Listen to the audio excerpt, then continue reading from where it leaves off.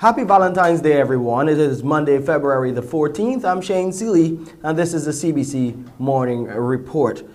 Barbados' ambassador to the United Arab Emirates, His Excellency Gabriel Abed, has revealed new details on developments of the country's newest embassy established in the metaverse. He shared plans for its operations during CBC's The People's Business last night on TV8. The idea is, of course, you would get some of your diplomatic services, or at least that's the goal, whether it's passport renewal, visa application, and those other flavors of services that you can expect. But because you are now a lookout post in this new space, you also are an extension of what Barbados has to offer. So the Metaverse Embassy is going to offer much more than just being a static digital infrastructure with only ministry information.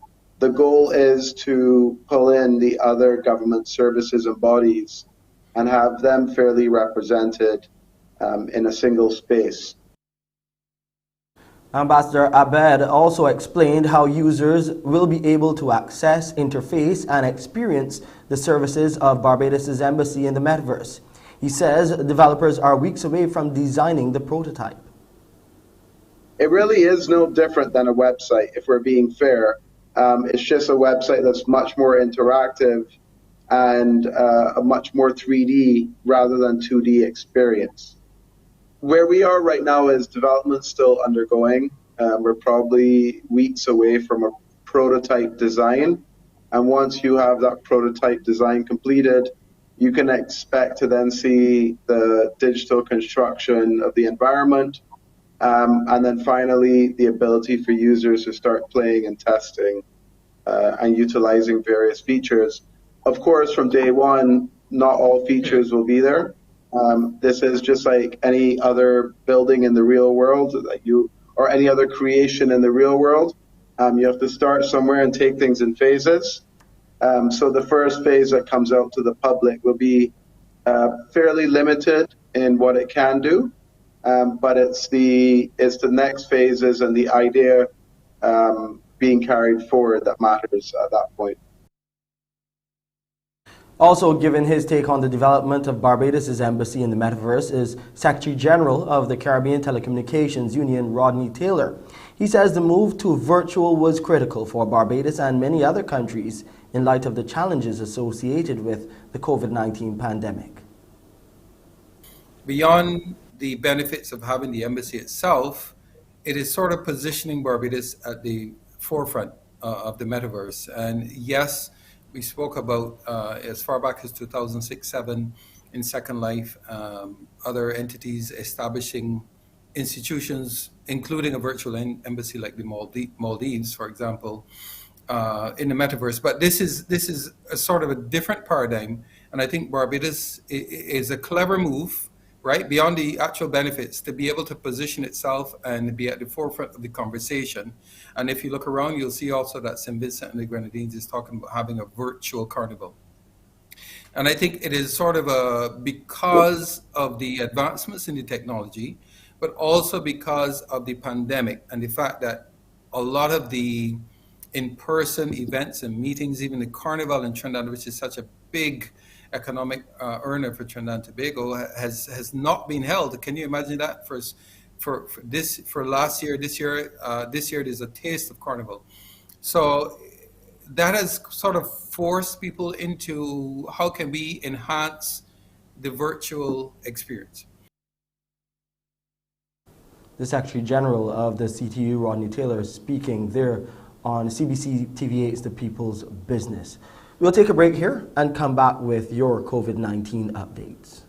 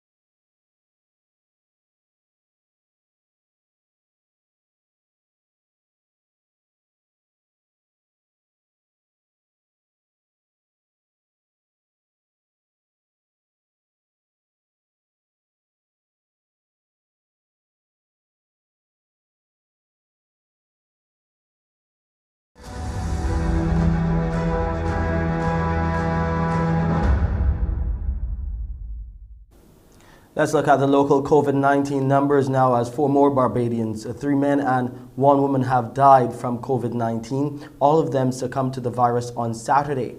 Two of them were men, ages 64 and 81. They were fully vaccinated, while the third, who was 80 years old, was unvaccinated. They passed away at Harrison Point Isolation Facility. The 87-year-old woman was pronounced dead on arrival at Harrison Point. That was on Saturday as well. She was fully vaccinated too. Their deaths have brought the casualties from COVID-19 here in Barbados to 299. Meanwhile, Barbados has recorded 313 new cases of COVID-19. The positive results, 160 males and 153 females, were taken from 1,530 tests conducted by the Best dos Santos Public Health Laboratory on Saturday. Of the positive cases, 51 youngsters were under the age of 18. The number of people in isolation facilities was 155, while 6,018 people were in home isolation. With the 12 to 5 a.m. curfew, which has been in effect for several months now, discontinued, among those welcoming the change are major tourism and transportation stakeholders.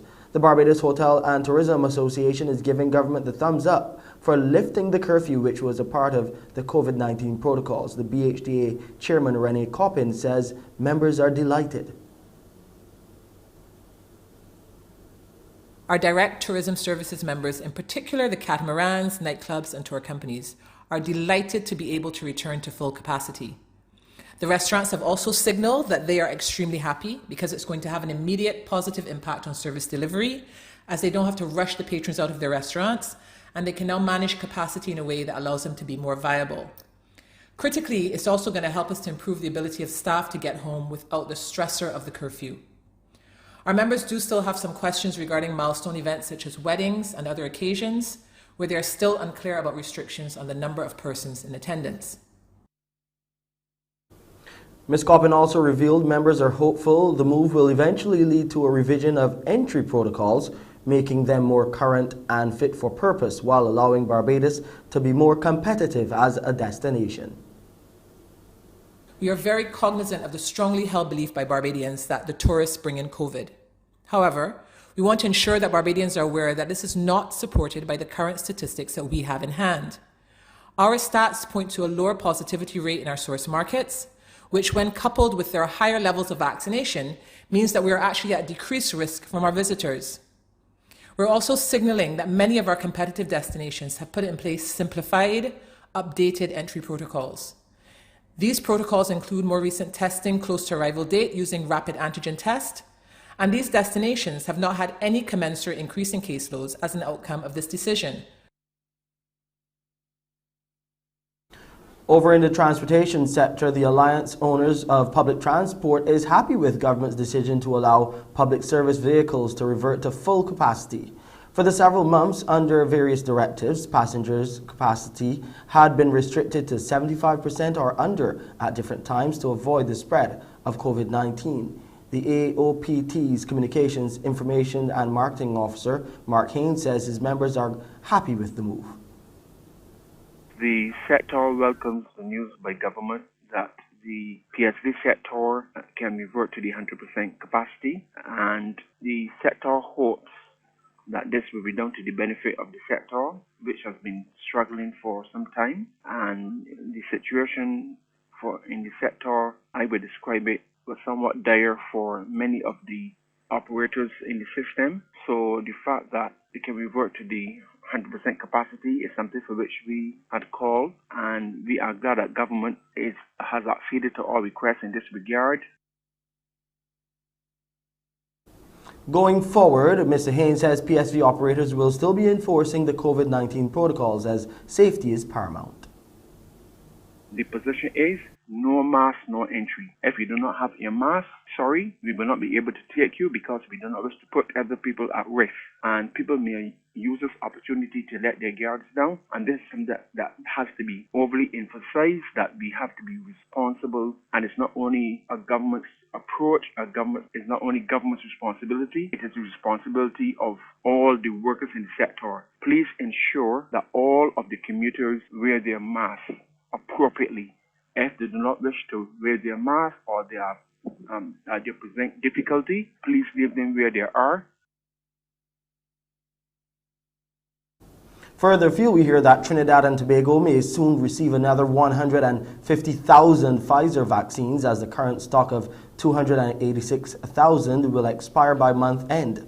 Health Minister Terence Dayal Singh says the first of two tranches is expected to arrive before the end of February.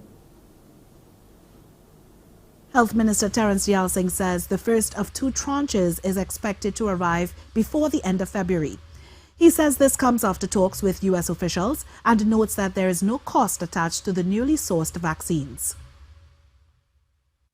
We have sourced another 150,000 doses of Pfizer that will come in two tranches of 75,000 doses each CMO.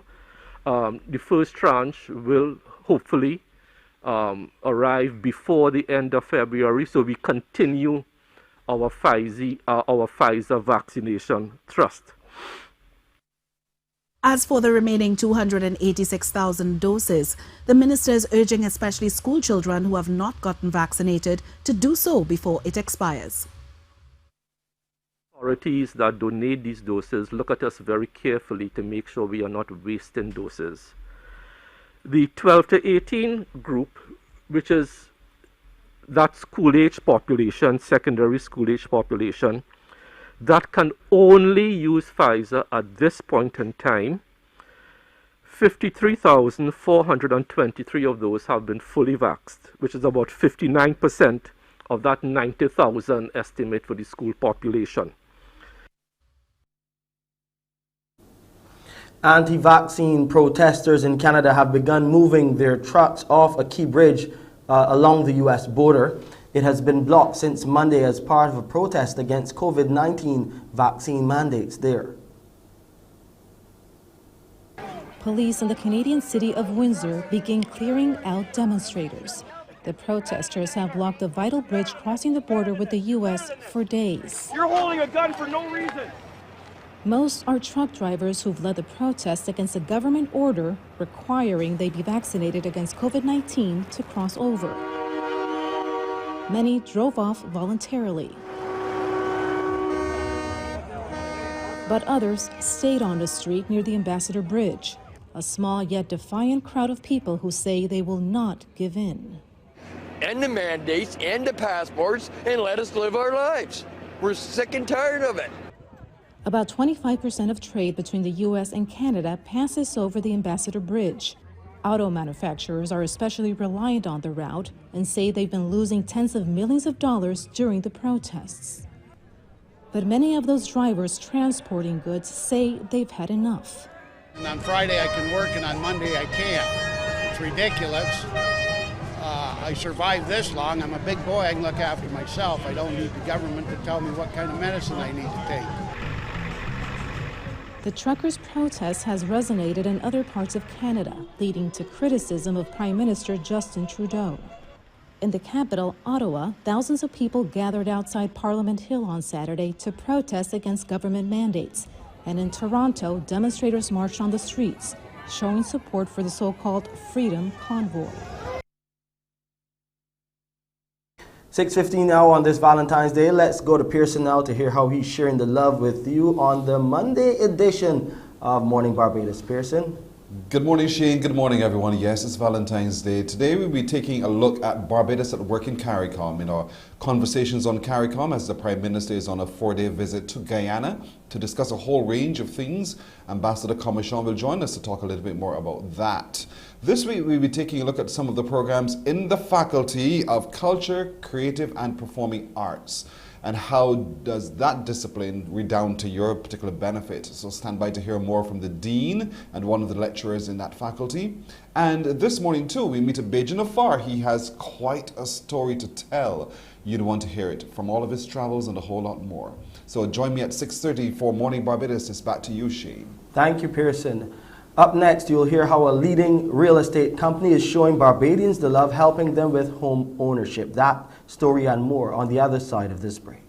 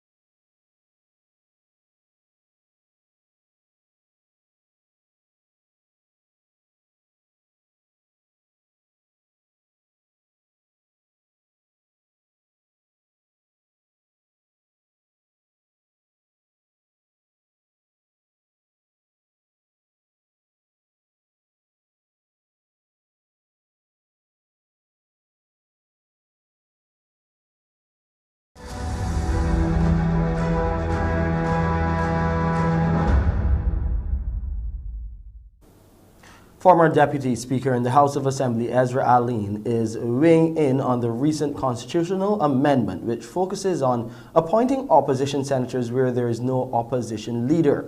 The attorney-at-law raised concerns over the lack of opposition representation, since the opposition leader is expected to hold the ruling government accountable. He made the remarks last evening on the program One-on-One, which is produced by the Public Affairs Department. The leader of the opposition is in the lower house, and he is by common consent and by tradition the chairman of the Public Accounts Committee. So you can see how important, for a start, his role is. He is there as a watchdog over the government. Yes. When you do not have a leader of the opposition, you have problems, because I do not think that the Constitution under the Westminster system contemplates no person available to fill that post. And that is the problem we have now. According to Mr. Aline, allowing the president to appoint opposition senators could present major challenges in the future.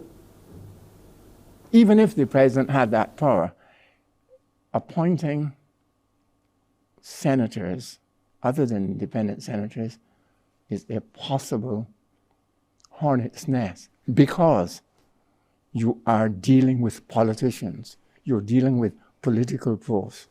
Now, choices are made, and politicians being what they are, they will disagree with some of those choices.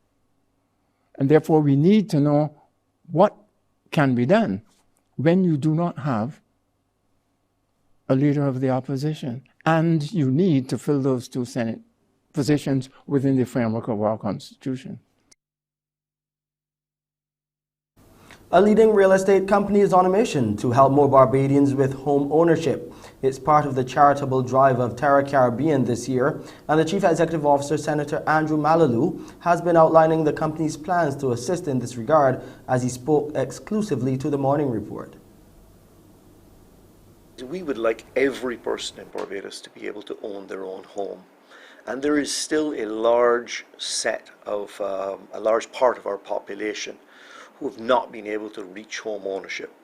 And we do believe that we can help in educating the public as to how to get on to that property ownership the first round of that property ownership ladder. And we'll be dedicating a lot of efforts to that in helping people to understand, helping young people to understand the importance of it. We do genuinely believe that people who are property owners, who have a stake in Barbados' future, are better Barbadian citizens. So what would I say about the Barbados property market? I think that there should be more opportunities for everyone to own a piece of the rock, as we say, and not just a piece of the rock that's unproductive, a piece of empty land. Let's have it to be a house. There is a huge pent-up demand for homes in Barbados, and I do hope that with the initiatives of the government and others, that we will be able to get more people owning homes in Barbados, and we hope that we can help in that regard. Senator Malalu's comments come as Terra Caribbean prepares to launch a new product which will be unveiled during a media conference this afternoon, and then tonight you'll hear more about it during CBC Newsnight. The Barbados Hotel and Tourism Association will be pushing for a resurgence of sports tourism as a major part of developing the overall tourism product. In an interview with CBC, the chair of the BHTA, Renee Coppin, says under her leadership, the association will also be pushing for a resumption of sports locally. I think it is really a shame that during COVID we did not find ways to allow sporting activities to continue. I think we have been behind the eight ball. I support the sporting associations when they cry out for sports to resume on this island. Sports will continue to be one of our pivotal areas of focus as we try to develop our tourism product. It is one of those things that is generally recession-proof and provides a great buffer during non-peak season for properties to access business. And so I certainly am looking forward to seeing a return to the highest level of sporting infrastructure on this island, the capacity building that our government needs to provide in order for sports to thrive both locally and in terms of our sports tourism product needs to be an area that we are focused on. Obviously, our national stadium and development of that stadium is something that I'm hoping will be happening very shortly. And I understand the value of sports, not just as a means of recreation or a means of a personal development for the athletes, but also in terms of what it can potentially contribute to this economy. And so certainly that is an area that we will heavily support under my chairmanship in terms of development of tourism. Over in St Lucia, the former Prime Minister, Dr. Kenny Anthony, says constitutional reform must be inclusive there, and consensus between the major political parties is necessary in order for good governance to prevail. He made the remarks during a virtual town hall meeting hosted by the UWI Cave Hill under the theme Constitutional Reform and the Republic Confronting Westminster. It seems clear to me that you can't engage in the process of constitutional reform if you can't fashion consensus between the two major contending parties, for the very simple reason that the ordinary members of the public, the voting public, look to their political parties for guidance. They are not going to look to a constitutional reform commission, or they're not going to look to civil society. Jamaica's Constabulary Force and the Jamaica Defense Force have officially renewed a commitment to stamp out crime in that country. This comes after reports of over 100 murders since the start of this year and a number of other violent incidents. More in this CVM Live report. Commissioner of Police Major General Anthony Anderson and the Chief of Defense Staff Rear Admiral Antoinette Williams Gorman have aligned themselves as symbols of collaboration to introduce a joint anti-gang task force as efforts to curtail crime continue. Although officially launching the Joint Anti-Gang Police Military Task Force on Friday, the Commissioner of Police, Major General Anthony Anderson, says the partnership has been in effect for 1 week and has already been reaping positive and significant results. Over that week, we have seized 7 illegal firearms, 1,200 pounds of compressed ganja. We have disrupted a illegal alcohol operation that was funding a particular gang, and we have arrested 4 persons for lottery scamming and another 16 of them to make a total of 20 persons who were involved in violence and crime. Speaking at a media briefing, Major General Anderson says extensive and thorough planning has gone into bolstering the effectiveness of the initiative. He says emphasis has also been placed on cross-training security officers. That is, providing police training for soldiers and military training for police personnel.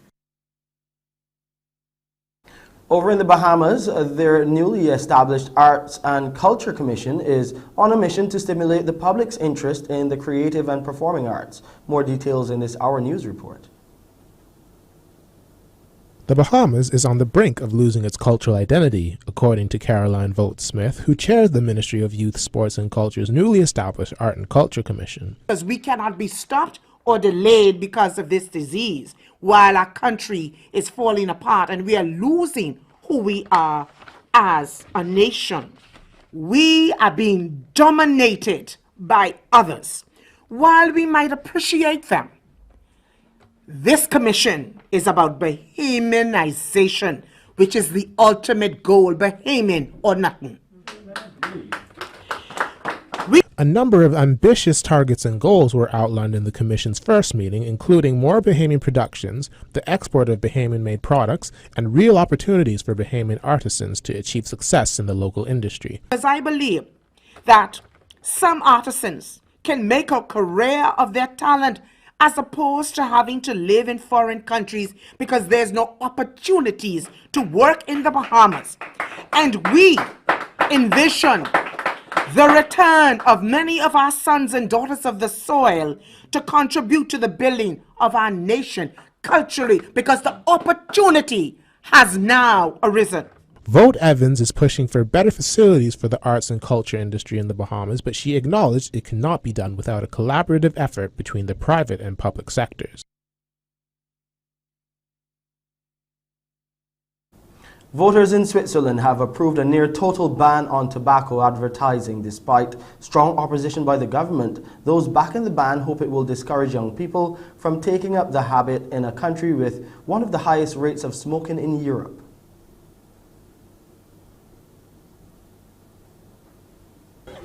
It's an image at odds with the country's healthy, environmentally friendly reputation. But for years, Switzerland's been a haven for tobacco firms with some of the most lax laws in Europe. Sunday's referendums changed things, with voters defying the government and approving a ban on tobacco advertising in newspapers, the internet, anywhere young people can see them.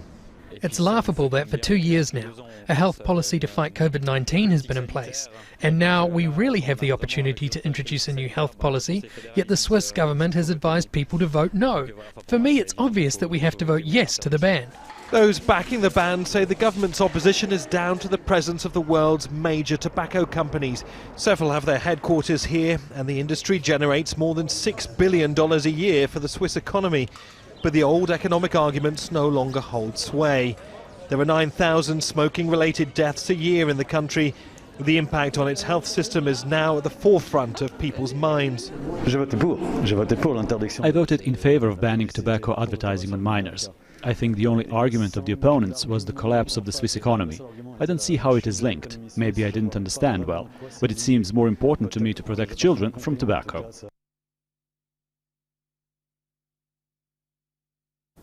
Just a very quick look at sports. Jonathan Jones added another national track record to his name. He competed at the Clemson Tiger Paw Invitational in the 800 meters and set a record, a time of 1 minute 46.93 seconds that eclipsed the old mark, and that's 1 minute 49.09 seconds set back in 1995 by Ronald Thorne. Time now to look at the weather. Temperature on the outside, nice and cool. 24 degrees Celsius, that's what it's feeling like. 24.5 degrees Celsius is the actual temperature, and it's fair. The relative humidity is 70%, the barometric pressure is 13.1 millibars, and those winds are coming out of the east at 28 kilometers per hour. Taking a look at the tides, we'll get a low tide around 14 minutes after 8 this morning. The high tide will be at 29 minutes after 2 in the afternoon. Those seas are moderate in open water this morning. Swells are peaking at around the 2-meter mark and increasing. Small craft operators and sea bathers, please exercise some caution out there. It will be sunny today with cloudy periods and a few brief scattered light showers. And tonight, on Valentine's, we'll get a mix of clear skies and clouds with the occasional brief scattered light shower. And here's a quick look at the international weather forecast. Well, that's it for this edition of the CBC Morning Report on this Valentine's Day. I'm Shane Seeley. Up next, Pearson Bowen with Mornin Barbados. Wake up, wake up, wake up, wake up. Barbados, get up. Good morning. Good morning, Barbados. Good morning. Good morning to you. Good morning. Morning, morning, morning. Good morning to you. Good morning. Morning, Barbados. Good morning. Good morning to you. Good morning. Morning, Barbados. Good morning. Wake up, wake up, wake up. Morning to you. Good morning to you. Good morning, everyone. Welcome to Monday. Monday, what day is today? Today is February the 14th, 2022. It's Valentine's Day. It's the one day that little Cupid gets a chance to draw back his arrow and just pierce your heart. I'm Pearson Bowen. Thank you so much for joining us here and everywhere as well. Most in particular indeed for joining us on our YouTube stream and our Facebook page as well. Don't forget, we are on Facebook at Morning Barbados. Now, today being Monday, we will be looking back, and it's Valentine's Day. We had our big Valentine's show on Friday. So we'll share with you, in case you missed it, some of the excitement that came out of Friday's show. And the ultimate winner in our Just the Two of Us competition, you will get to see and to meet them. Also, who won that Pittsburgh HR award? Bajin, as a matter of fact. And we will share with you her story and her journey as well. Today being Valentine's Day, there's a new song and a new video released today, just for today and beyond. And so Lee Phillips, the artist behind the effort, will join us to talk a little bit more about that. Of course, that Bajin in Vietnam, who has traveled the globe and who is now in Vietnam, will tell his story. We'll meet Gary Griffith this morning. We'll also be taking a look too at the programs in the Faculty of Culture, Creative Arts and Performing Arts as well, and what's happening in there and how you can benefit from your course of study there too. But let's get started this morning by heading into our conversations on CARICOM. And so joining us to continue that interesting conversation is our Barbados Ambassador to CARICOM, His Excellency David Commichon. Good morning to you, Ambassador. Good morning, Pearson. Wishing you a pleasant Georgetown morning. And from Bridgetown, Barbados, a very pleasant morning to you too there in Georgetown. You're in Georgetown, so why are you there? Well, I'm here as a member of a very large Barbadian contingent headed by Prime Minister Motley. And I was here to kill seven birds with one stone. The major part of the mission attend Guyana's oil energy event that they're planning to put together. It's a massive energy event. All of the major oil and gas companies are here. Delegations from some 31 countries are here. So we're here for that, but we're also here to do a number of bilateral things. One of which would be to engage with leaders in the energy industry, but also to have bilateral meetings with the President of Guyana, the President of Suriname, the President of Ghana, President Akufo-Addo, who will also be here, and the Guyana private sector. And delegation, there's the Prime Minister, the Ministry of Foreign Affairs, the Ministry of Energy and Business Development, in Barbados, the Ministry of Agriculture, and the Barbados National Oil Company. I want to look at this International Energy Conference. Ghana sits on the cusp, really, of its development of its oil industry. How do you see that redounding to the benefit of us in the region? Well, it's not just on the cusp. They've actually started. They started pumping the oil in December 2019. And just Friday of last week, another major area of pumping came on stream. So they will be rapidly heading to a production of something like by 2027, I think, a million barrels per day. The area that came on Friday promises to 120,000 barrels a day. So Guyana is well on its way. The Guyanese economy is slated to increase by over 1/4 just in this year of 2022.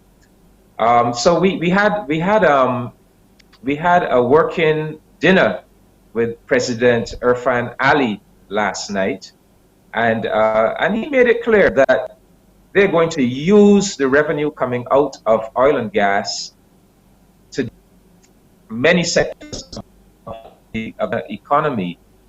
And he also declared that they are very, very keen to partner with Barbados in a whole range of sectors, because they are aware that Barbados can bring capacity, Barbados can bring skills in many different areas. Yes, that's a photograph of me making a little gift to the president last night.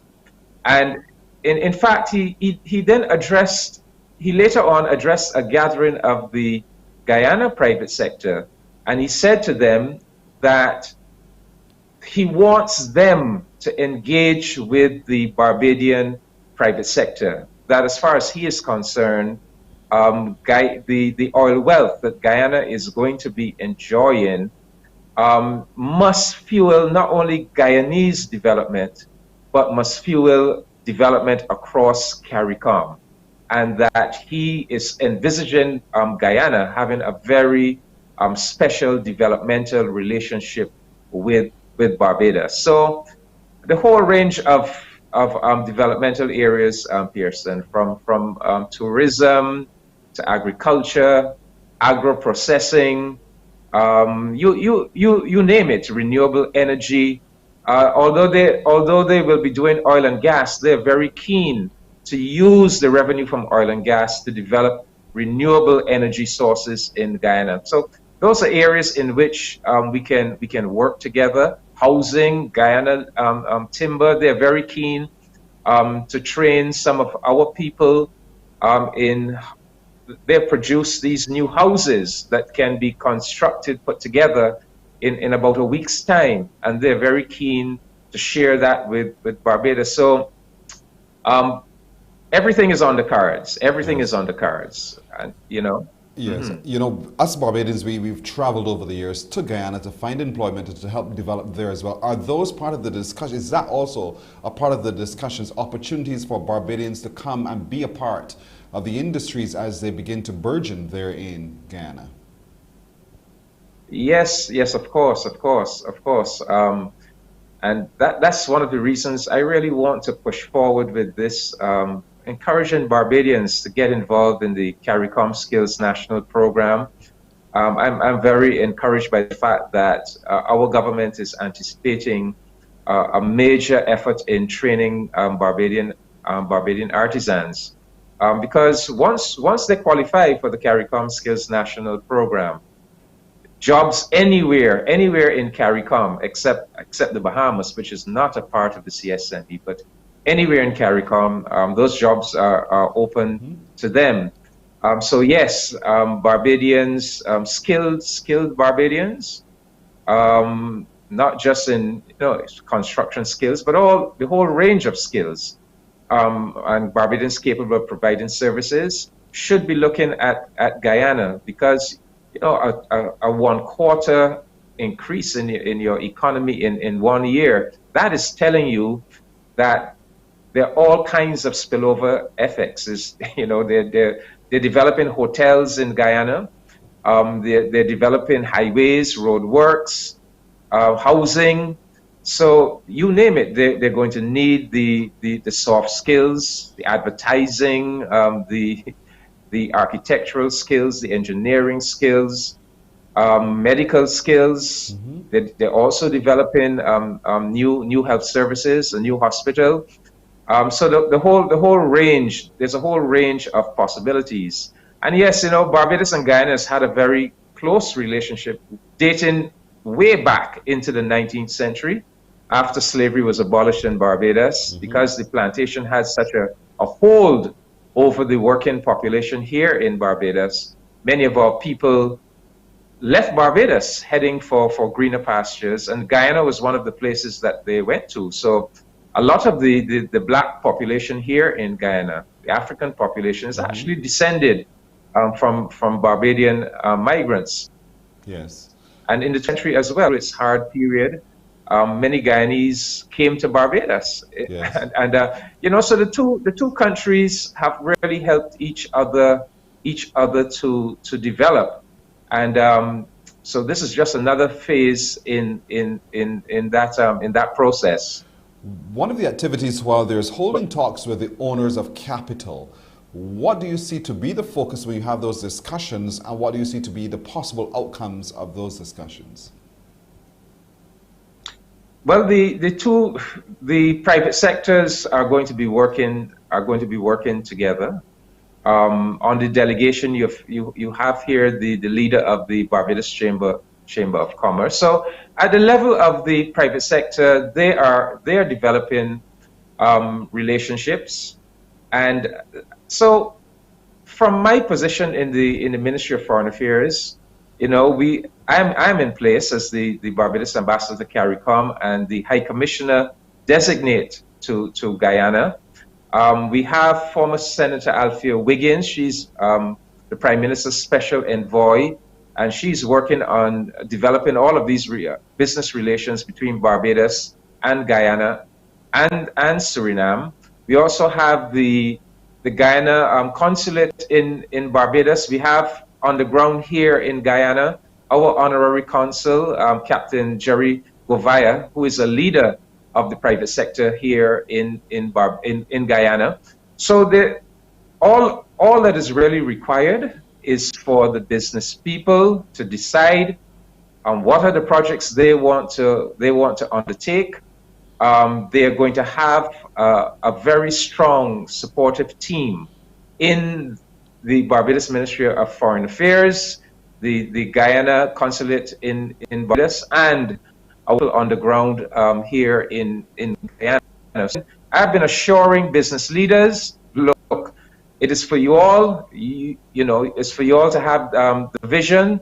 It is for you all to go out there, make the connections, put your projects in place, and we are here. We are here to facilitate any difficulties, any problems you might experience. We can take it from there. We can help you to get around any problems that you may face. So I think, and the political will is there, because certainly at the level of the two leaders, Prime Minister Motley and President Irfan Ali, there's a very strong connection, very good rapport, and so it's just now for the players in our private sector really to seize the opportunities. And a good example is Sir Kiffin Simpson, who set up way back in 2010. He set up a mega farm in Guyana. It's called the Santa Fe Farm.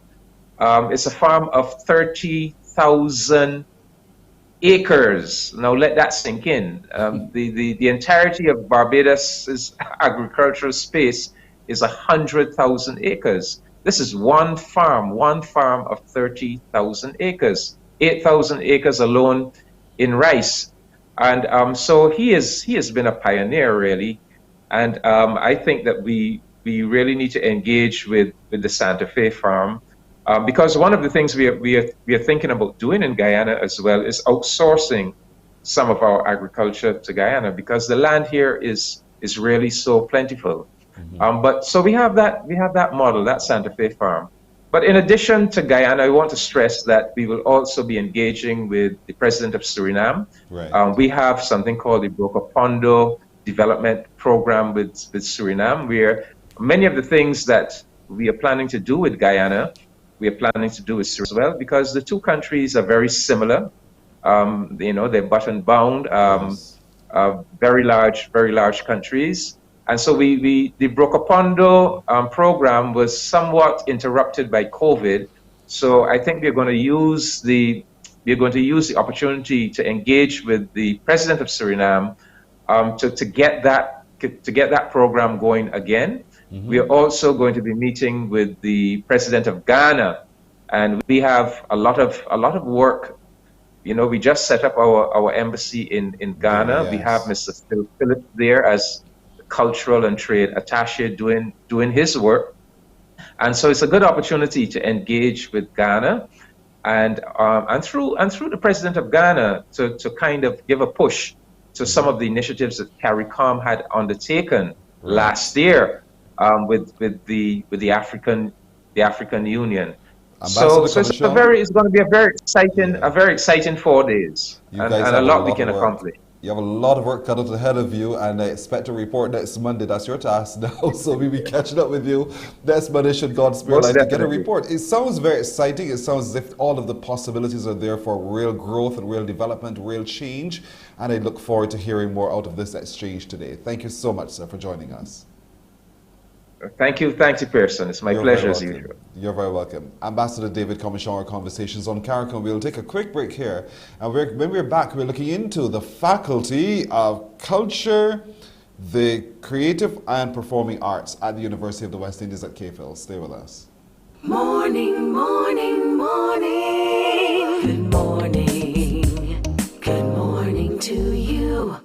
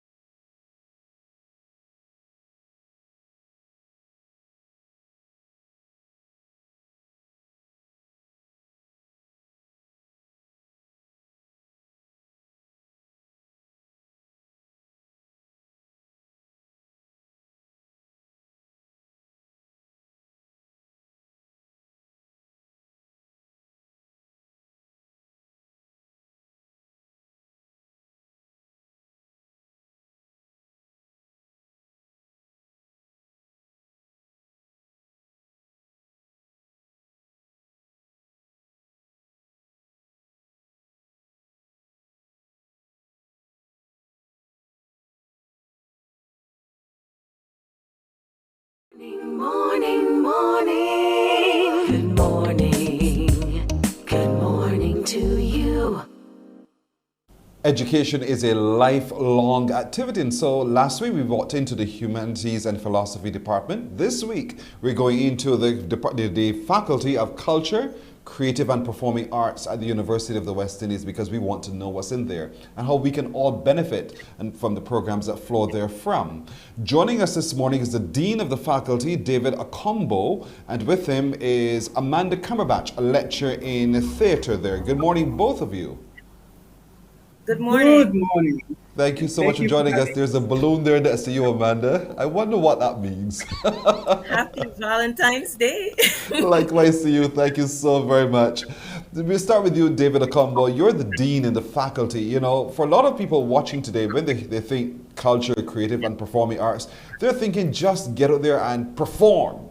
But it's a lot more in the faculty that you do and the discipline that would be required in that faculty. Give us a broad picture of what that faculty offers and how Barbadians can benefit. First of all, happy Valentine's Day, and thank you very much for having us on this program. I want to welcome you to the Faculty of Culture, Creative and Performing Arts, the creative hub of the University of the West Indies. This is the place where culture is founded and creativity is developed. Founded in our cultural practices, our creative programs are truly on the cutting edge. Here in our faculty, we offer undergraduate programs as follows. We offer a Bachelor of Arts in Caribbean Studies. We offer Bachelor of Arts in Music with Education.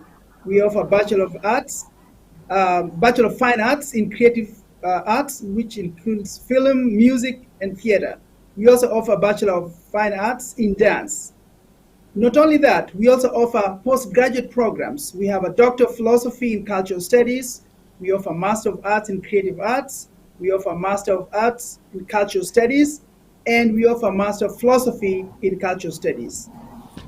No, and this week, go ahead. No, just hold a second. Just hold a second. This week we come to that because in all of this that we're hearing, people should not assume it's simply about performing. You actually study. When you think of it, Caribbean studies in itself, there's a lot of reading that one has to do. So when one expresses oneself, there's an authenticity that comes from it. Am I right? Absolutely. Absolutely. So the creative industry and the culture industry have been embedded in our culture to promote these units together to spearhead the cultural and the creative industry in Barbados and in the Caribbean region and beyond. It's not just about the degree program, but it's also spearhead the industry, the innovation, and also the creative economy, the blue economy, particularly in Barbados and in the Caribbean, which is tied into our culture and creative programs. So yes, it's much more than just the degree. That's correct. So Amanda, this is where you come in now because you are a lecturer in theatre. We know you've been on the stage for a long time. And so the way we move, the things we say, the things we do, our basic expressions all require understanding. How does a study of theatre itself help us understand who we are and our place within the whole realm of mankind? Yes, thanks again for having us, Pearson. I think the Dean captured it perfectly. You know, what we do is a wonderful blend of theory and practice. When you consider the work the artist has to engage in to come by a role, to speak specifically of theater, you have to remember that you're looking at intense research into social setting, historical setting, psychological setting, and then the work then comes to applying all of that to the process of embodiment. How do I then replay this and represent this? So we as artists are really restoring or representing our own reality as we see it around us, as we choose to interpret it. It's a very deep process. It's a very thoughtful process. And the work we do at the Faculty of Culture, Creative and Performing Arts seeks to do just that. And educate our students to be fully rounded, deep, profound thinkers, as well as progenitors of original Caribbean expression.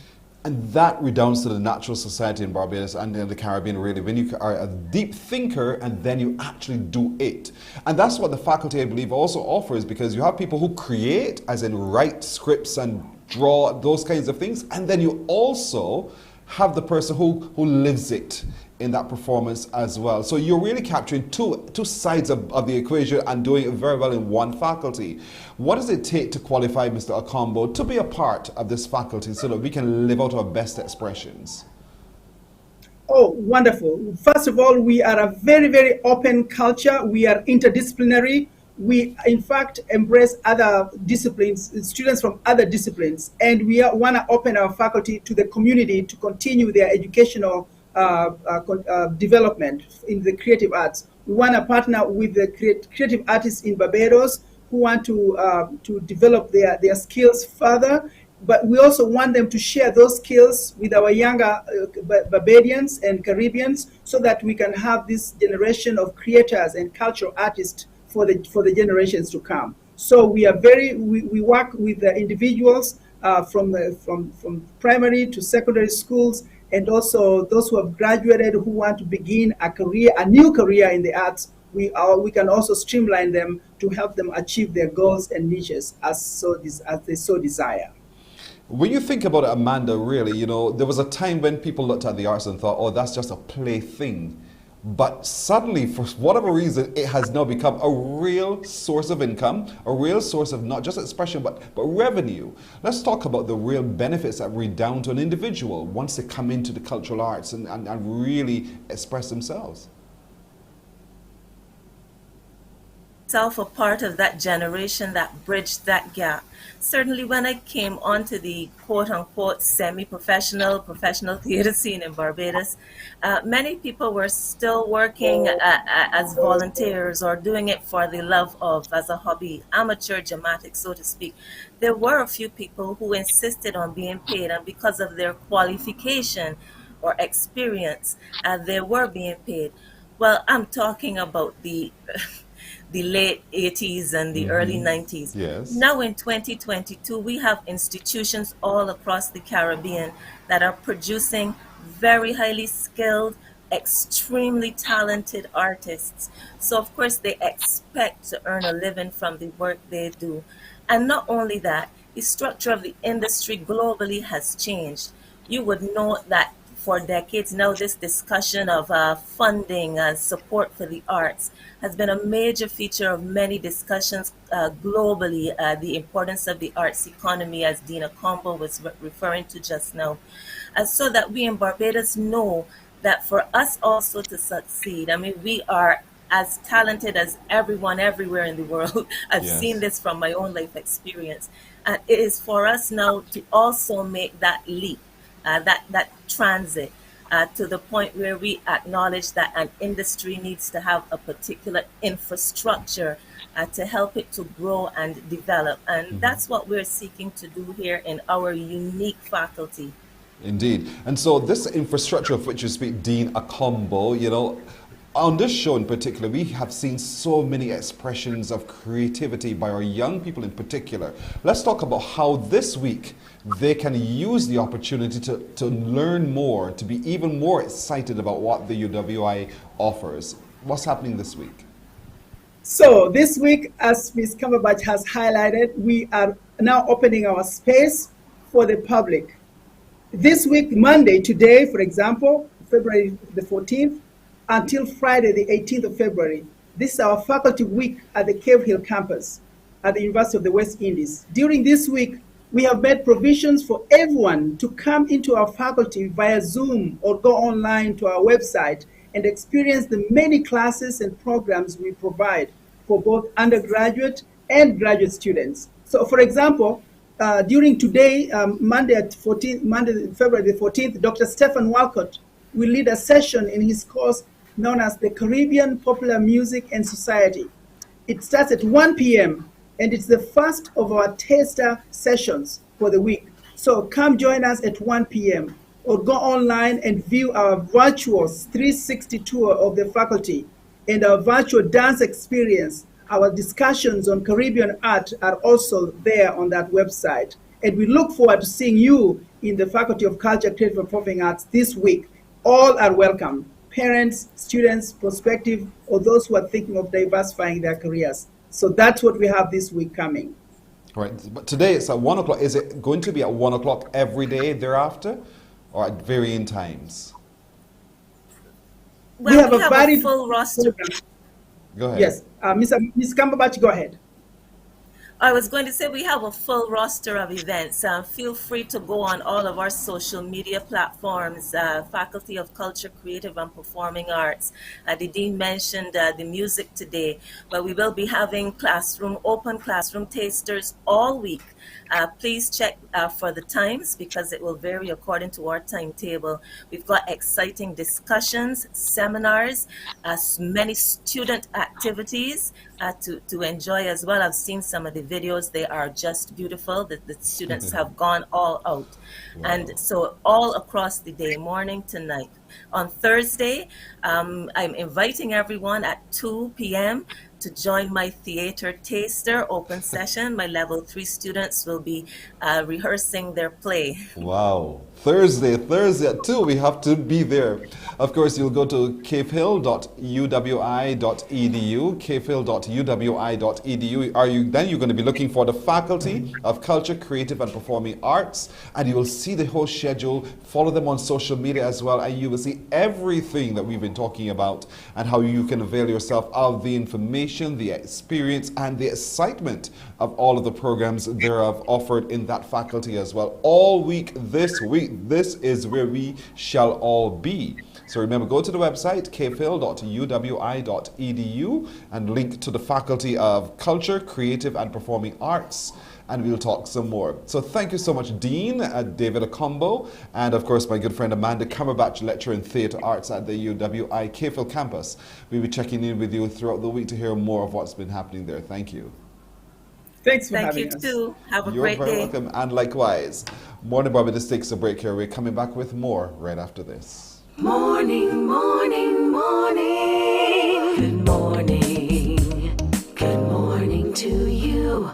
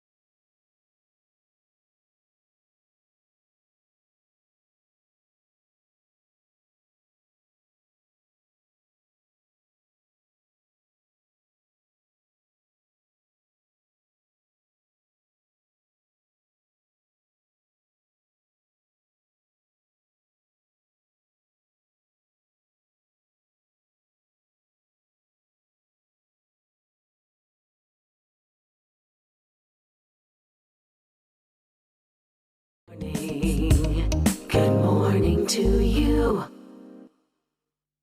Let's get an update on the news now. Here is Shane Seeley. Here's your headline news for this Monday, February 14th, Valentine's Day. We're getting new details on developments of Barbados' newest embassy established in the metaverse.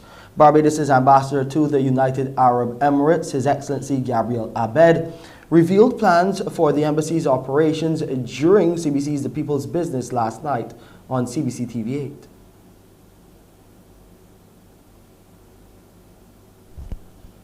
8. The idea is, of course, you would get some of your diplomatic services, or at least that's the goal, whether it's passport renewal, visa application, and those other flavors of services that you can expect. But because you are now a lookout post in this new space, you also are an extension of what Barbados has to offer. So the Metaverse Embassy is going to offer much more than just being a static digital infrastructure with only ministry information. The goal is to pull in the other government services and bodies and have them fairly represented in a single space. Ambassador Gabriel Abed, they're also explaining how users will be able to access and interface with the services of Barbados' embassy in the metaverse. He says developers are weeks away from designing the prototype. Where we are right now is development still undergoing. We're probably weeks away from a prototype design. And once you have that prototype design completed, you can expect to then see the digital construction of the environment. And then finally, the ability for users to start playing and testing and utilizing various features. Of course, from day one, not all features will be there. This is just like any other building in the real world or any other creation in the real world. You have to start somewhere and take things in phases. So the first phase that comes out to the public will be fairly limited in what it can do. But it's the next phases and the idea being carried forward that matters at that point. In other news, a leading real estate company showing the love to Barbadians on this Valentine's Day and on a mission to help more people with home ownership. It's part of the charitable drive of Terra Caribbean this year, and the Chief Executive Officer, Senator Andrew Malalu, has been outlining the company's plans to assist in this regard as he spoke exclusively to CBC. We do believe that we can help in educating the public as to how to get on to that first round of that property ownership ladder. And we'll be dedicating a lot of efforts to that in helping people to understand, helping young people to understand the importance of it. We do genuinely believe that people who are property owners, who have a stake in Barbados' future, are better Barbadian citizens. So what would I say about the Barbados property market? I think that there should be more opportunities for everyone to own a piece of the rock, as we say, and not just a piece of the rock that's unproductive, a piece of empty land. Let's have it to be a house. There is a huge pent-up demand for homes in Barbados, and I do hope that with the initiatives of the government and others, that we will be able to get more people owning homes in Barbados, and we hope that we can help in that regard. Senator Malalu's comments there are coming as Terra Caribbean prepares to launch a new product which will be unveiled during a media conference this afternoon, and then you'll get to see a bit more about this new idea later on tonight in CBC Newsnight.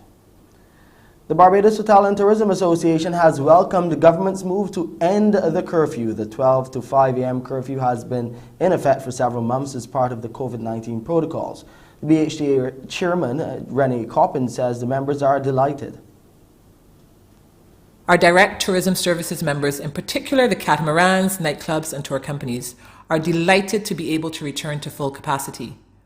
The restaurants have also signaled that they are extremely happy because it's going to have an immediate positive impact on service delivery, as they don't have to rush the patrons out of their restaurants, and they can now manage capacity in a way that allows them to be more viable. Critically, it's also going to help us to improve the ability of staff to get home without the stressor of the curfew. Our members do still have some questions regarding milestone events such as weddings and other occasions, where they are still unclear about restrictions on the number of persons in attendance.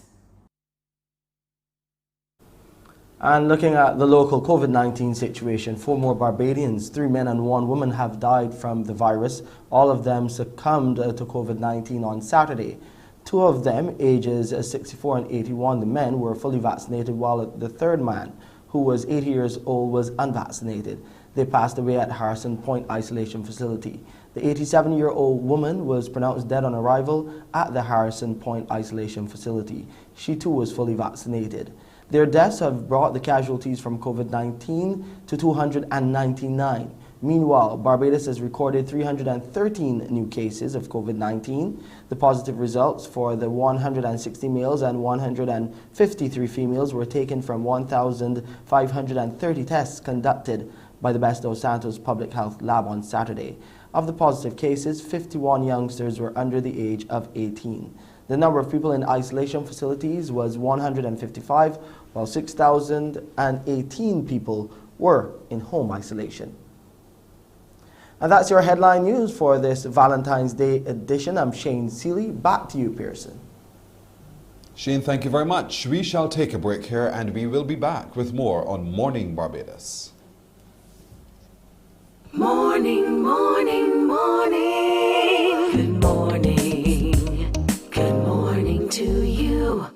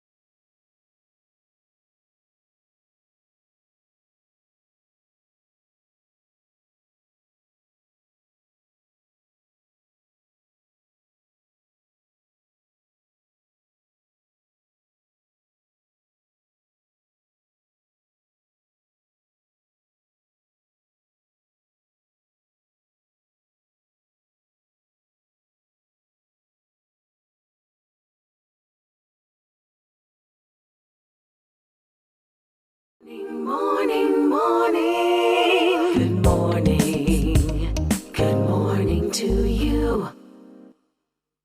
All right, time for today's good decision of the day, one that we hope you will use, and I mean really use indeed. This week long, we're looking at daily habits for the ultra successful. That can be you.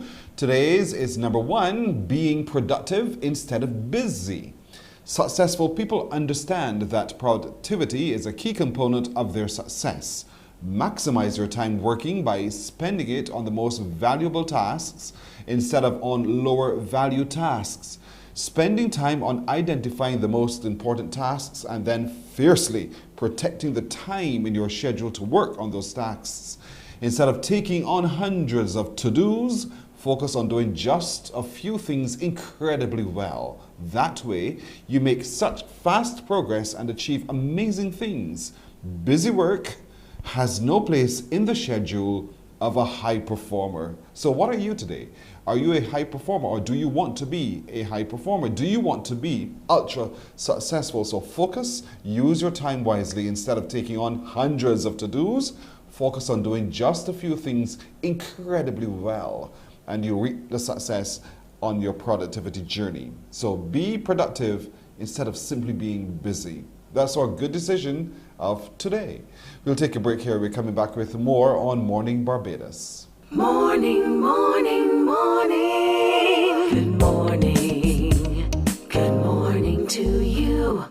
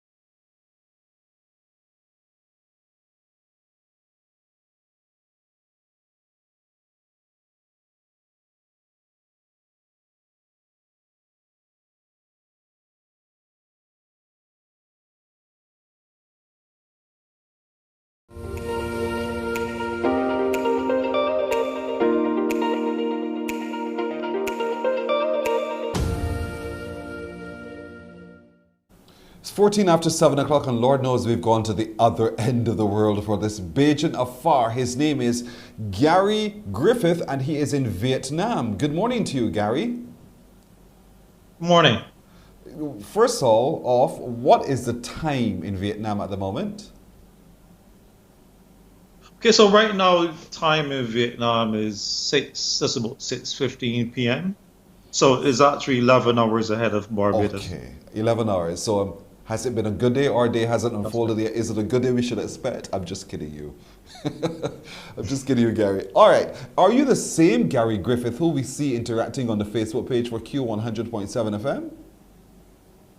No, I haven't been active on Facebook. All right, so then it's another man by a different name, with the same name. All right, so you're in Vietnam. What is it from Speightstown that took you to Vietnam? Well, yeah, I didn't actually go from Speightstown to Vietnam. I've been quite a few places. I left Speightstown back in 2001 and went to New York City, where I spent 9 years. Then my journey of travel pretty much started. Then I was in the UK for just over 2 years. Then I was in the United Arab Emirates, Sharjah, Dubai, then Kenya, China. Then back to the UK. And last year I was in Abu Dhabi. And now I'm here in Vietnam. I've not long been here. I only came here back in August of August of 2021. So just a few months. You're pretty much a global traveler now, and all of this is simply because you are a teacher, or there are other reasons for which you've been so mobile? Yeah, I mean, pretty much based on my profession. I've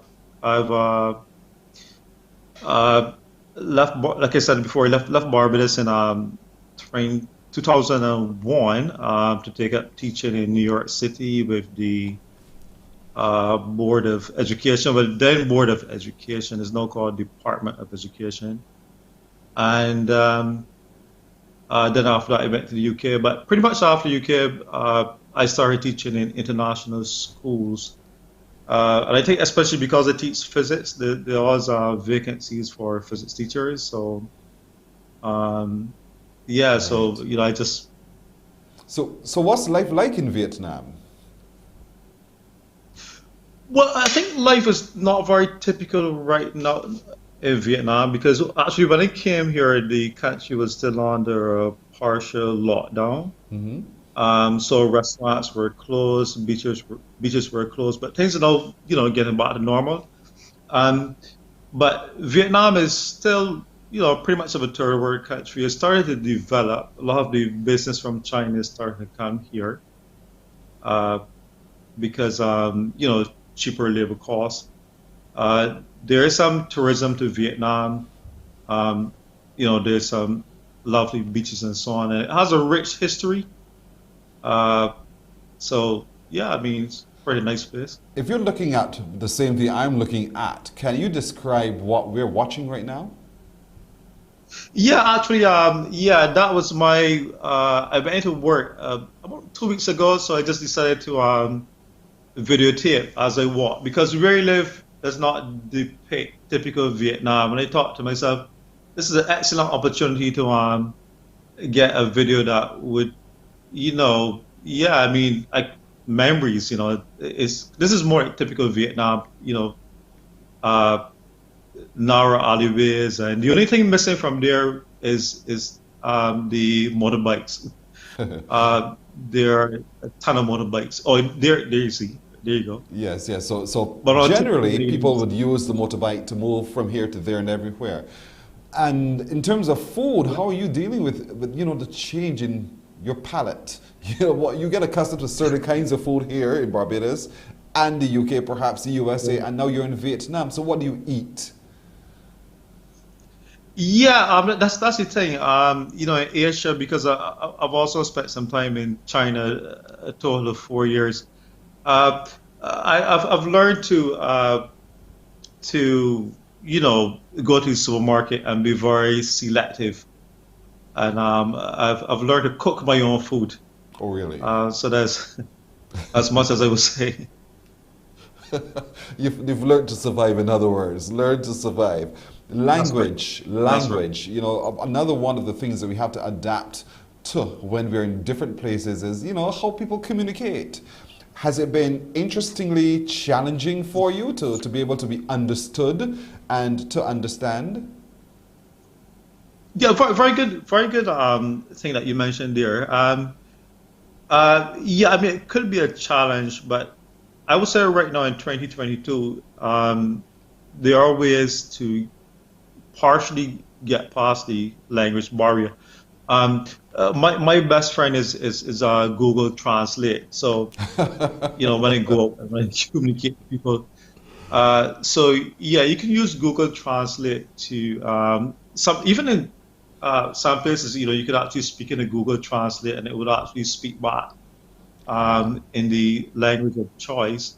But pretty much, I just write or type into it, and I show whoever I'm speaking to, and they will write back. And most people have some kind of translation app on their phone, and or just do the old-fashioned way, right? Get a sketch pad and draw a picture of what you want. That's a lot of work just to talk and communicate. You still sound like one of us, even though you have been everywhere for so long. How are you able to retain your identity as a Barbadian? Yeah, that's something that that's something I probably should think about. Yeah, because I'm not actually around a lot of Barbadians. So most Barbadians abroad may live in Brooklyn or live in London, where there's a Barbadian community. I think perhaps part of the reason maybe that I go from place to place, so I probably never spend long enough to assimilate the accent of any one place. The ability to move about, sometimes travel in itself can be quite daunting or tiring, whichever you choose to term it to be. And so, the requirements for entry can vary place to place. How have you managed that as you've moved from the United States, the UK, the Arab Emirates, Nairobi, China, and Vietnam? How have you dealt with the entry protocols? Well, yeah. Fortunately, having a Barbados passport allows you to go a lot of places visa free. Actually, Barbados passport is quite highly rated among passports worldwide. So that's one. Apart from that, if we usually travel in terms of work, I may be offered employment. So, as long as you have the qualifications and, perhaps to some extent, my name, people are pretty biased. So, a name like Gary Griffith would probably, Yes, say no I get more, you. westernized. I get you. What do you miss most about Barbados? Friendly people. Not to say that people are not friendly elsewhere, but I think Barbados have a certain kind of simplicity, and I don't mean that in a bad way at all. But I recall some years back, not on just one occasion, but on different occasions. You go to the supermarket line and you just have a few items in your hand, and somebody just send you along. Go ahead ahead of me, or ask someone for directions to say, go this way, then turn left, turn right. Yeah, Barbados are very warm people, so yeah, I suppose I miss the warmth and just go on the beach and hang out and you still call it liming. Yeah, do the simple things of life, and at your pace, so to speak. So, do you get a chance to listen to the music of Barbados? Do you miss that as well? Well, if I must be honest, I haven't listened to any Barbadian music recently. I might, on occasion, if I meet someone and I reminisce about Barbados, I may, or if I try to say, oh, do you know this person or that person? You probably know, by this song. But I've lived in probably 21 plus years abroad, and especially, the further you get from the Western world, I suppose it comes a point where you tend to do different things. Yes, I understand. When was the last time you were home in Barbados? Yeah, actually, last time I visited was back in 2017. So I think that's like 4 years back. Heading to 5 years ago. Listen, there's so much that has changed in that time frame. Gary, you're missing out. You need to come home. So if you were to come home to Barbados right now, Gary, where's the first place you'd like to go, and what would be the first thing you'd like to eat? Okay, right. Beach, definitely. I mean, which beach? Growing up in Spitetown, 5 minutes. Which beach, right? Yeah, either Queen Street Beach in Spitetown or Brandon's. I love Brandon's because it's so lively, so big. I love to go running on Brandon's. So the beach is and first I love to eat. Sorry? The beach is it. So where what would you like to eat? Right, what would I eat? I think some breadfruit. I haven't tasted breadfruit in I don't know how long. Yeah. So good breadfruit. All right. With what? With what? Yeah. I remember back in the day, they just like, I think, dip it in the salt water or something. Yes, so you're roasting your breadfruit, roasted breadfruit, and you dip it in seawater. Gary, look at your screen. Look at your screen at the moment. There's a message coming in from Sandra Aline Richards. Does that name sound familiar to you? Yeah, it does sound familiar. Sounds like someone that I grew up with in my neighborhood, and we went to the same school at Edersley. Okay, yeah, perhaps. She says, we I miss can't you see too, that. Gary, and she would love for you to be able to interact with them in the chat. Rhonda Hines Graham is saying, Gary reminds me of my friend Pamela Stanford in China. Google works for her too. So there are many people who are commenting. You're going to go on to say about what, your friend from school? No, you mentioned Sandra Aline Richards. So I Yes. said, yeah, she would have been at school with me at Eversley, and There you go. shout out to all those from there. Right, yes, indeed. So there's a group chat apparently, so they'd love very much for you to join the group chat indeed. She says, yes, hi Gary, nice seeing you, one of my neighborhood friends and schoolmates from the Ellerslie. So yes, that you're absolutely spot on. Even though time has elapsed and distance, you're still able to recall who she is and to place her directly indeed. Right. Gary, it's been a pleasure thank you very talking much. to you. Sorry? No, I was just saying thank you very much to Sandra and Rhonda and whoever saying well wishes. Much appreciated. Indeed. Gary, it's been a pleasure talking to you, and I'm glad that you're there in Vietnam. You remember us in Barbados every time you're there. Talk about us. Tell the whole world about what we are and who we are. We're now a republic. You missed that too. But nevertheless, congratulations on your journeys and your success thus far. And thank you for joining us this morning, Gary. Thank you very much, Pearson. You're very welcome. Gary Griffith, a Barbadian living in Vietnam. He has been everywhere in Europe, and now he's resident there in Vietnam. Hasn't been home since 5 years ago. He's looking forward to coming home, heading to the beach in Speightstown or Brandon's, and dipping some roasted breadfruit in seawater. He's a real Bajan, for real. We're going to take a break here. We're coming back with more on Morning Barbados.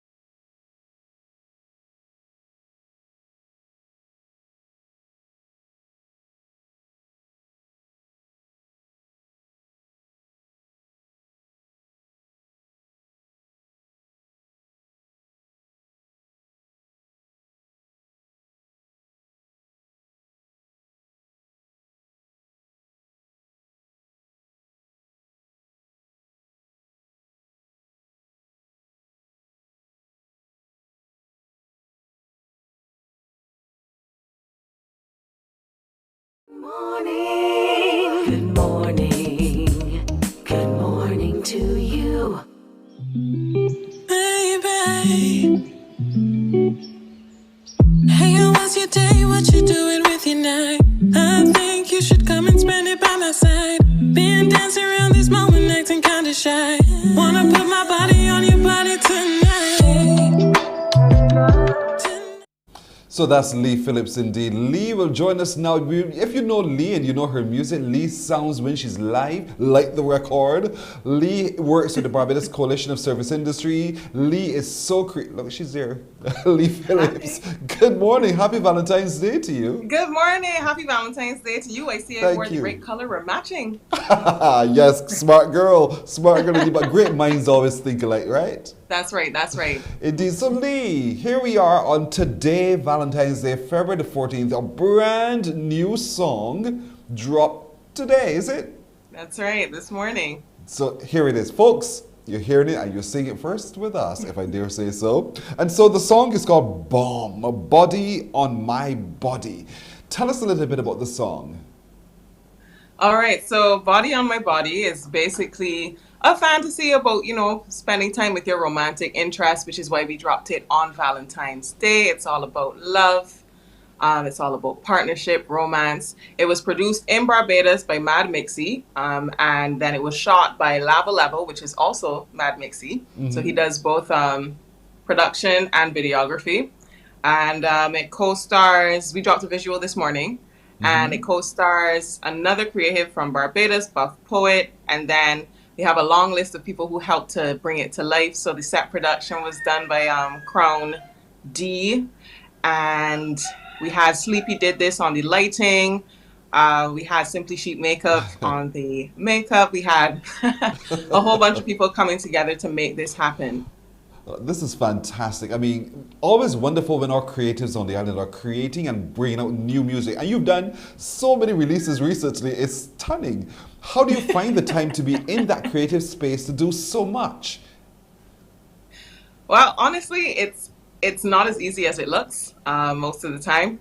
So for example, with this production, we had a lot of challenges because I was in Dubai representing my day job with BCSI at Expo 2020, working in the Barbados Pavilion.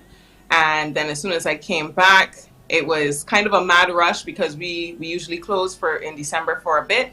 And then as soon as I was supposed to be scheduled to go into studio and do all that kind of stuff, I caught COVID. So then I'm asthmatic, so I had to recover from it and then take a little week to make sure my lungs were cool before I started actually doing this track. So we were like 2 weeks behind schedule when we were trying to pull together this production. So it was definitely a lesson in persistence. And when not to panic. Yeah. It definitely was. It was crazy, but you know, I have a really solid team here, and I'm always grateful for the people that come together to help me out. So everything was done very quickly, but we pulled it off. It's Valentine's Day. The song is out on all major platforms, and here we are. I mean, it looks good and it sounds good as well. You know, you write, you perform, you do. Yeah, so I wrote the track. So wrote and did the vocals. And then it was produced by Mixie. He did the beat. It was mastered by Commercial Music Inc., which is Anthony Lohar. So all done right here on the island. And then it was actually shot at my house. Oh, wow. And on the beach, because I just saw you there on the cliff by Enterprise. On the beach. We went to Worthing Square. You know, we had a couple date nights basically in the video. Cute little things you can do with your partner in Barbados. And then the whole ending is, you know, I want to put my body on your body tonight. Nice. And the whole thing is, you know, we have occasions just like anywhere else, but finding the right music for the right mood on those occasions has been pretty difficult from time to time. And I'm so glad that you've written for this period today, a day like today, which is so sensational, even though the message and the theme can be used at any other time of the year, at any day indeed, which is great. So here we are now, in terms of marketing and so, what's your plan on getting this into every corner of the globe? So we started the rollout since last week. So I have been popping up on some of the radio stations. A big shout out to 98.1 FM. So they posted me with 2 of their DJs. I've talked to The Nation. So I was featured in the Weekend Buzz. And I'll be talking to Barbados Today this week. And the song is actually on Spotify, it's on Audio Mac, Apple Music, all your favorite platforms. So all my distribution is already set up. You can find everything at my website, leephillips.com. And yeah, that's just my plan for getting it all over the globe, you know, networking, talking to the people I know, the DJs I've met along the way, and getting the song pushed. And of course, just talking to my lovelies, talking to the general public about what's going on and why we wrote this song, you know, setting the Valentine's mood for everyone and hoping that they resonate with it. I love that. Lovelies, though. That one just got me there for a minute. That is beautiful. You're so lucky to have a name that you can play with in that kind of way. What do you say with Pearson? What can you say with Pearson? There's nothing you can do. I don't know. Behave yourself. Estelita Pyle on our social is saying, wow, sexylicious. They're loving the song, and our social media people are already abuzz with the whole thing. And folks, of course, you can hear it on 98.1 The One here at the CBC. It will also be heard on 94.7, the best 24/7, 100% Bajan station. Lee, right. you know your music is played there already. Yes, definitely. Yeah. And a big thank you to the Guyana team. They usually spin a lot of my tracks. I'm also nominated this year for the Guyana Awards for R&B Artist of the Year and Dancehall Song of the Year with Lead Pipe. See what I see? She's busy as a bee. This creative buzz of yours, though, I mean, I don't know how you are able to balance it. Fortunately, because you work in an area where creativity is encouraged. But if you had to do a different 9 to 5, I don't know which one you will choose, honestly, because you're so good at both of them. Thank you. You're welcome. You're welcome indeed. I love your perpetual smile. Your face is always lit up. I'm so excited about this song. I'm so excited that we pulled it off and that it's all happening as it should. So there will be a perpetual smile all day. Yeah. Plus, we're outside, like no more curfew, no more anything, just in time for the track, you know. Add it to your playlist and go see your loved ones, you know. It's called Bomb, A Body on My Body. It's by Lee Phillips. It's available on Spotify. It's available in most of your downloads as well. Folks, download. The video, though, is the video also available? Yes, the video is on YouTube. So you can go on YouTube and watch the video, comment, share. I'd love to hear your feedback. I love interacting with people on social media. So tell me what you think. Let me know. The album artwork that you just saw, that was done by Sleepy Did This, and it was shot at the Odeum at Mangrove. And a huge thank you for them for coming on board and sponsoring us the space. New music available today. Today. It's by Lee Phillips. It's called Bomb, Body on My Body. It's a sexy song, and it's a that kind of occasion today, and with no curfew, you have every reason to enjoy it all night long. That's right. That is right, and all day long if you choose to do so as well. You know, but here it is, Lee. And so, Lee, what's your next set of projects that you're working on? You know, because you never stop. It's true, I never stop. So this actually is the lead single from a joint project I have coming up with Barbadian hip-hop artist Sivers III. So we have an album that's going to be coming out around the end of May. That's the hope. Yes. It's called Sucks to Be You. And it's basically an album that takes you through all the stages of a relationship, but from both the male and the female perspective. So this is the beginning time, everything's good, and then you're going to go through, you know, the highs and lows of love, basically. Oh, nice. Question for you. What does your mother think of your work? She's cool. Yo, my mom. Dr. Phillips, I had to show you out. You know, she's religious and whatnot, but she's actually extremely supportive. She's always like, I was young once, you know. You're owning your sensuality as a woman. She sees it as, you know, being confident in yourself. And I think for her, that's like what makes her happy, like seeing me be authentic and do what I love. So she's cool. Good. Dr. Phillips, had to tease you on that one. Morning, Mom. But it's great music indeed. And of course, Lee continues to stun us with her offerings. You know, your music plays on TV8 all the time. It is heard on the radio. And you know, that's simply because you're so good. You're so good. What you've delivered has been so good. It touches so many different people at so many different levels. This one, Bomb, will touch so many more as well. It's Body on My Body, released today. Right. It's available. Remind us again on the platforms where we can actually go and download. So all major streaming platforms. So the video, you can find it on YouTube. And that was shot by Lava Level. The song itself, you can find on Spotify, Apple Music, Audio Mac, whatever is your preference for streaming, it's there for you. And you can follow me on social media at Lee P Music, and you'll find the links to everything else from there. Right. And she can't wait to hear your comments, lovelies. I can't wait, yes. Just tell her what you think of it, you know, and that's the only way we can all get better. The feedback is so very critical, you know. Constructive criticism, I'll use that word guardedly, you know, because sometimes people take it a little bit too far, but you know, aid by giving some wonderful comments and advice, not just praise alone, but some guidance will be critical as well. There she is on social, Lee P Music, Leigh P, the letter P, Music. On Instagram, you can comment there as well and let Lee know. She's on LinkedIn as well, so you can check her out indeed. So Lee Phillips, all the very best. Thank you so much for joining us at It's the Thank Bomb. you so much for having me, and happy Valentine's Day to you. Likewise to you as well. Lee Phillips, a great Barbadian artist indeed. Brand new song released today, Bomb. It's on your radio. It's on your favorite download streaming site. It is available to all of you. The video too is on YouTube. Go check it out. Comment, lovelies. Lee would love to hear from all of you today. We'll take a break here. We're coming back with more this Valentine's Day on Morning Barbados. I could tell you or I could show you your lips, my head on my thigh. I give as good as I get, let me blow your mind. How was your day? What you doing with your night? I think you should come and spend it by my side. Been dancing around this moment, acting kinda shy. Wanna put my body on your body tonight.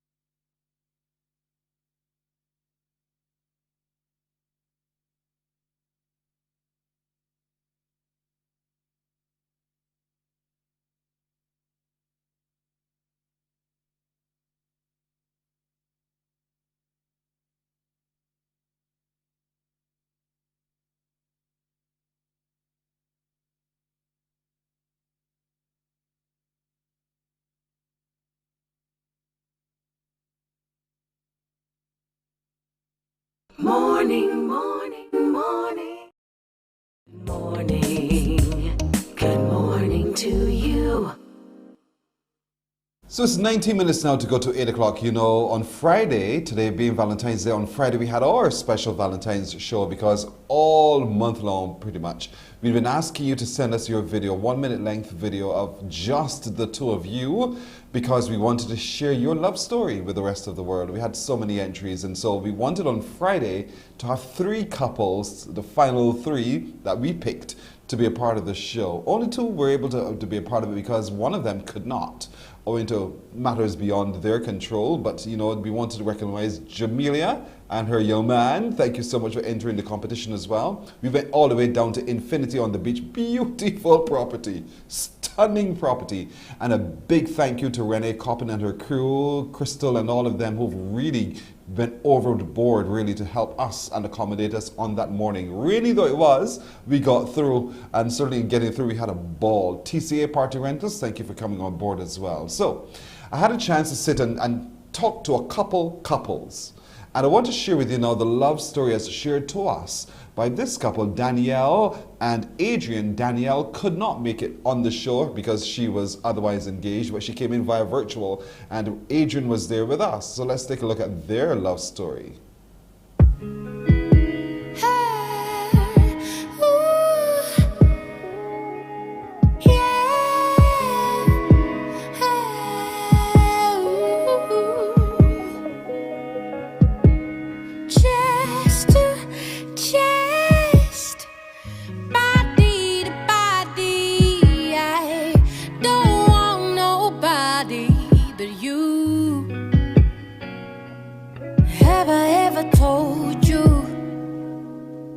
That your scar's my favorite thing on you, 'cause I can't see. So starting with you, Danielle, tell me a little bit about how you guys met. We met at Rockley, Chapet Rockley. Uh-huh. So who doesn't go to Chapet Rockley, right? So what took you there in the first place to Chapet Rockley that day?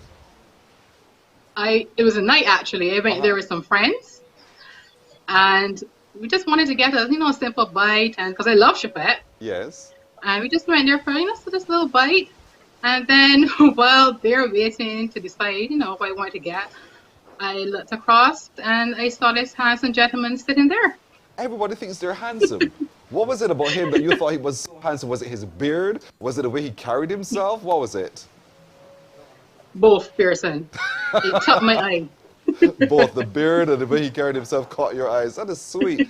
And so you made the decision at that point to pursue him? No, please. I didn't. So who pursued who? Actually, after I ordered, I was about to eat. A Yes. friend came and told me the gentleman over there is interested and wanted to get your contact details. What? So Adrian, Yes, that's what happened. you were also watching her? Yes, it was. Had you seen her before? No. So it just happened that you were going to get a bite in that fast food restaurant, and you looked across and saw this stunning woman, and you wanted to get her. Are you always that bold to get a number? I was shy actually. So I got a friend that knew her to help me out. So at that time it was like BB pin. So Yes. I got her pin number at that time, and then from there we started talking. Wow. But what is it about her, though, that made you think, I want to check her out? Her eyes, her hair, her face, how she looked. You see, Danielle, he saw more about you than you saw about him. All you saw was a beard and the way he carried. He saw your ears, your eyes, your hair, your everything. That for you. Yes. So then you took the chance to request her BB pin because you wanted to chat with her. Yes, I did you did. get it? Yes, I did. So Danielle, why did you give it? I said, let me give him a chance. Plus, it was BB Pin Pearson, and it was not WhatsApp. So therefore, if it didn't work out, you could easily delete the pin, and the person will not have your number. Just for safety reasons. Yes, but it worked out. Yes, please, it did. So you were happy with the first conversation. Yes. Do you remember what y'all talked about? Chapet, because we both love the food. We love to eat out. So then we actually went back there for our date as well. Okay. So then, taking it to the next step, who was the first to say, you know what, we're chatting in this way, BB, but I want to spend some time with you. Who was that person who was so bold to raise that? I was the person. You? Yeah. And what did you say to Danielle?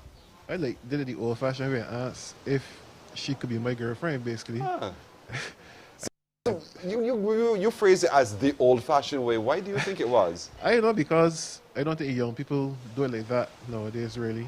It just be like a thing that happened, and that's it.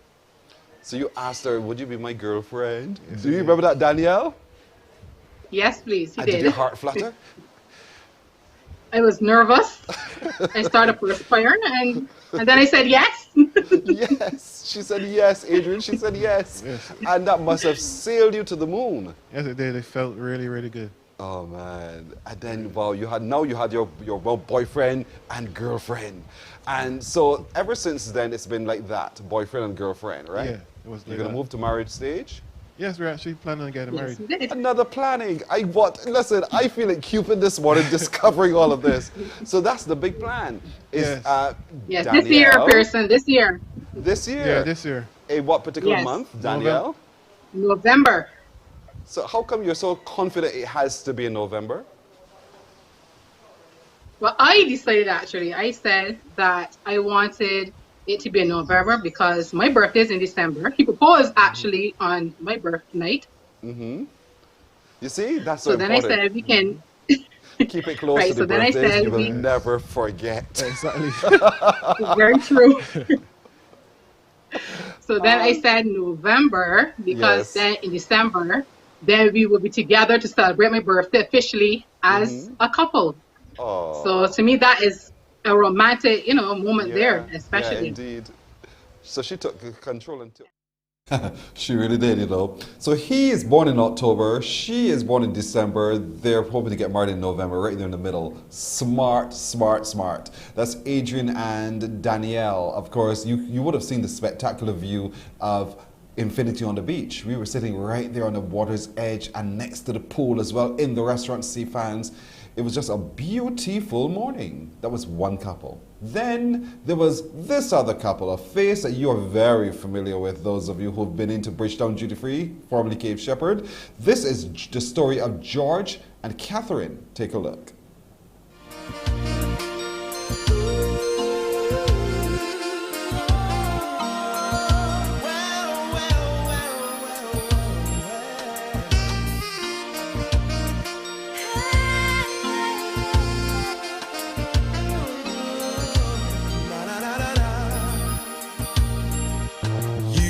Touch me with a smile, my life turned upside down.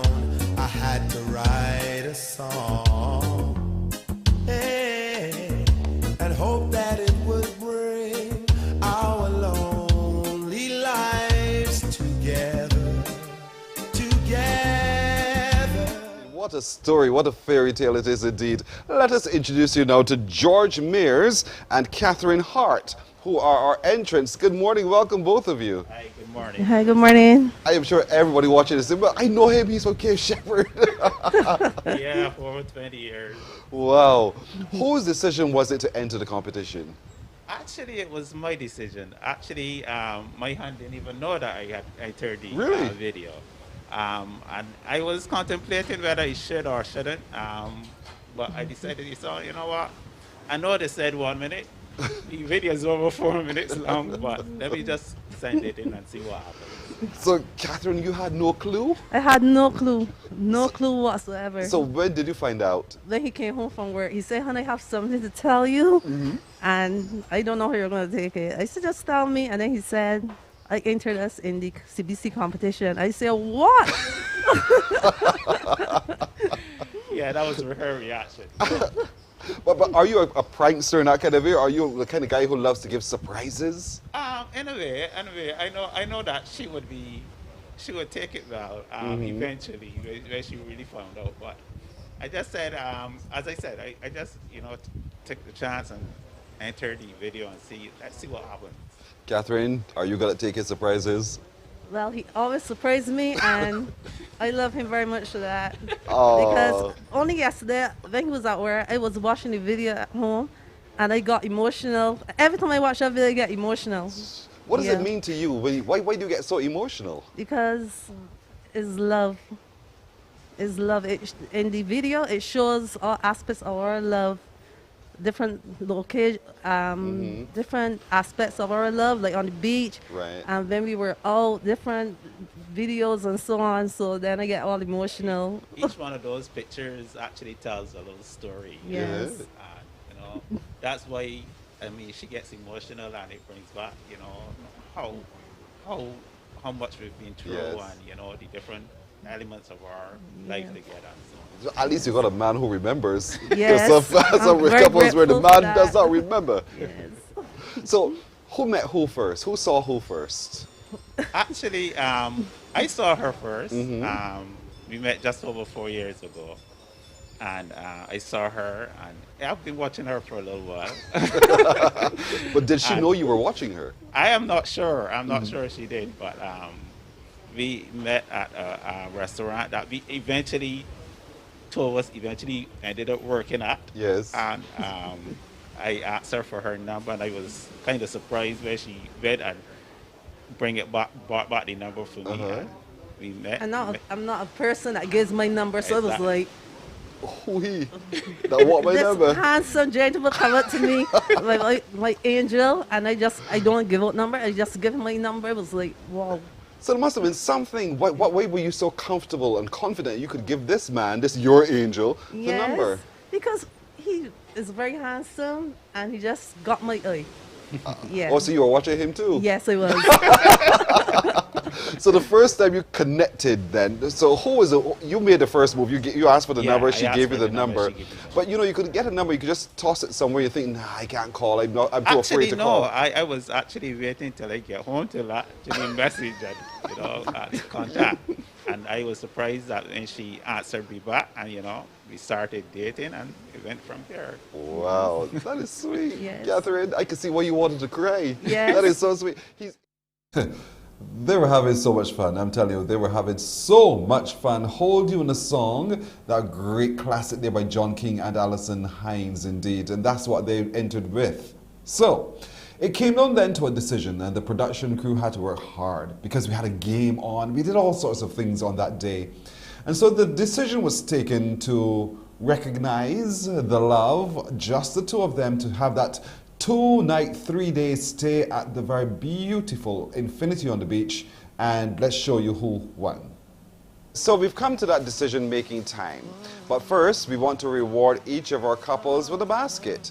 And Crystal, who is the assistant to the general manager, Renee Coppin, she will come now and make a presentation of a gift basket to our couples. First, to Catherine and George. Well done, both of you. Congratulations. You can't say you ain't got nothing. And then she'd make a presentation to Danielle and Adrian. Danielle is not here, owing to circumstances beyond her control, but certainly a big thank you. Give us a smile, Danielle. Thank you. You're welcome. Look, your boo got something just for you. And so the team sat, they watched, they listened, they contemplated, they had to make a decision. I kept myself out of it deliberately, and so the decision has been made. And this is a tough one. Who do you guys at home think has won? Who of these two couples deserves that weekend for two at the Infinity on the Beach here in St Lawrence Gap? The decision has been made. That decision is that the couple to receive the 2 nights, 3-day stay here at Infinity on the Beach is the couple Adrian and Danielle. Congratulations. Thank you. Oh, look at you, look at you. George and Catherine, congratulations, both of you as well. Well done. This in no means says that you guys are not winners in yourselves, huh? But thank you so much for participating. Danielle, behave, you're home. But Danielle and Adrian. Pardon me? I'm excited. I notice indeed. Congratulations. What do you think, Adrian, of the winning? I'm very surprised, but I'm thankful, very, very thankful. So you see, those who won, there's a who won in our Just the Two of Us Valentine's competition. I want to thank all of you, really, all of you who have sent in your videos. Thank you for being so bold and sharing your love story. There was a little couple, two little youngsters who could not make it on that day, whose story was also very heartwarming. Big thank you to Infinity on the Beach, to Crystal. Look at them, too cute there. And then, there was an emergency they had that they could not make it on the morning, but we had hoped that they could have been there as well to be a part of the show. Big thanks to Crystal and Renee Coppin, who is the general manager of Infinity on the Beach. Crystal is the assistant. And a big thanks also to TCA Party Rentals, they too, for supplying some good support to Just the Two of Us. What's the next plan for the next promotion? I don't know, but our production crew will be working really hard to keep exciting you here. on Morning Barbados. We want to say good morning to all of you and thank you. Alicia Asgrant has been our producer today. Roel Ford, our technical director. Christopher Bledman has been at sound. Tamisha Green is at master control. Michael Sobers, it's his birthday today. And so Michael Sobers, one of our sound engineers this morning. Happy birthday to you today. You're born on a good day, Valentine's Day. All the love to you, everyone. Whatever you choose today to do it safely. Enjoy yourself. And be it God's will, we'll see you tomorrow. Take care. Wake up, wake up, wake up, wake up. Barbados, get up. Good morning.